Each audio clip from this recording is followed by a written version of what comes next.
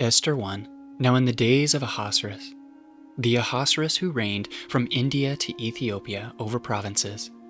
In those days, when King Ahasuerus sat on his royal throne in Susa, the capital, in the 3rd year of his reign, he gave a feast for all his officials and servants, the army of Persia and Media, and the nobles and governors of the provinces were before him, while he showed the riches of his royal glory and the splendor and pomp of his greatness for many days, 180 days.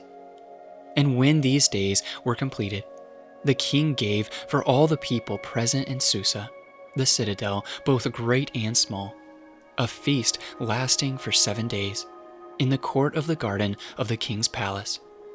There were white cotton curtains and violet hangings fastened with cords of fine linen and purple to silver rods and marble pillars, and also couches of gold and silver on a mosaic pavement of porphyry, marble, mother of pearl, and precious stones. Drinks were served in golden vessels, vessels of different kinds, and the royal wine was lavished according to the bounty of the king, and drinking was according to this edict.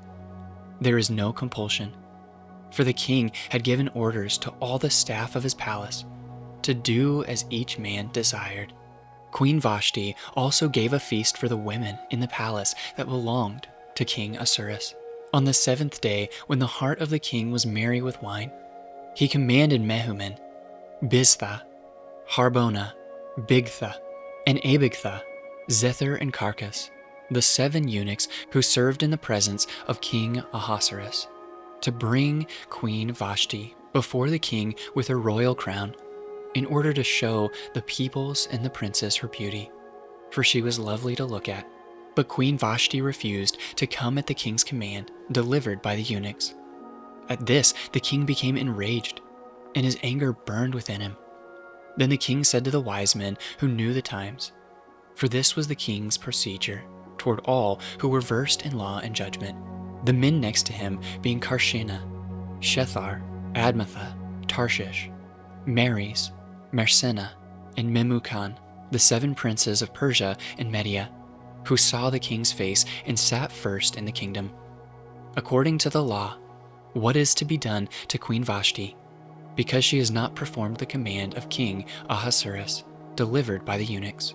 Then Memucan said in the presence of the king and the officials, not only against the king has Queen Vashti done wrong, but also against all the officials and all the people who were in all the provinces of King Ahasuerus. For the queen's behavior will be made known to all women, causing them to look at their husbands with contempt, since they will say, King Ahasuerus commanded Queen Vashti to be brought before him, and she did not come. This very day, the noble women of Persia and Media who have heard of the queen's behavior will say the same to all the king's officials. And there will be contempt and wrath in plenty. If it please the king, let a royal order go out from him, and let it be written among the laws of the Persians and the Medes, so that it may not be repealed, that Vashti is never again to come before King Ahasuerus. And let the king give her royal position to another who is better than she. So when the decree made by the king is proclaimed throughout all his kingdom, for it is vast, all women will give honor to their husbands, high and low alike.